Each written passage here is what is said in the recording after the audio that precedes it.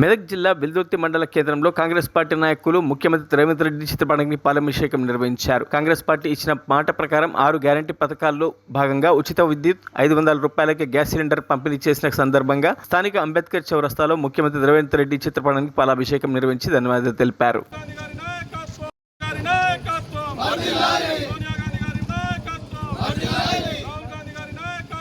2 కోట్ల రూపాయలు ఈ నియోజకవర్గ వ్యాప్తంగా నిధులు కేటాయించడం జరిగింది.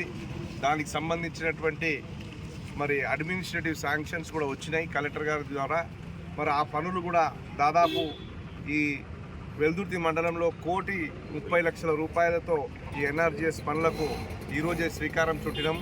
ఈరోజు అందరం కూడా వెల్దుర్తి పట్టణంలో ఆ పనుల ప్రారంభోత్సవం కూడా జరిగింది.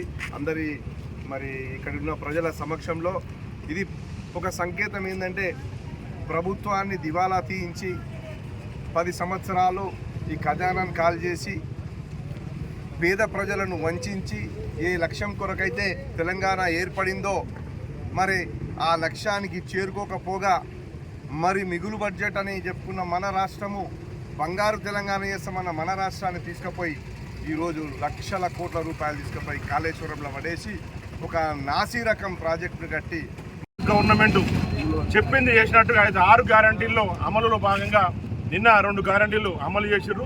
మిత్రులందరూ చెప్పినట్టుగానే ఏదైతే చెప్పిందో తప్పకుండా కాంగ్రెస్ ప్రభుత్వం చేసి చూపిస్తామని చెప్తూ అందరికీ హృదయపూర్వక కాంగ్రెస్ పార్టీ గెలిచి రేవంత్ రెడ్డి గారు ముఖ్యమంత్రి అయిన తర్వాత ఏవైతే ఎన్నికల్లో హామీలు ఇచ్చిండో 6 గ్యారంటీలు మరియు అందులో 4 గ్యారంటీలను అమలు చేసిండు. నిన్ననే 2 గ్యారంటీలు అమలైనాయి.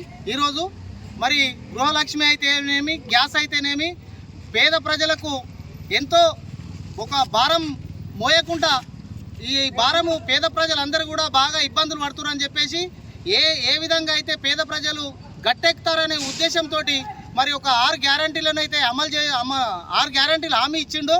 అందులో 4 గ్యారంటీలు అమలు చేస్తున్నారు. ఆల్రెడీ ఇప్పుడు ఇంకా 2 శుభవార్తలు కూడా 90 రోజులు. మరిన్ని అప్డేట్స్ కోసం మా ఛానల్ని సబ్స్క్రైబ్ చేయండి.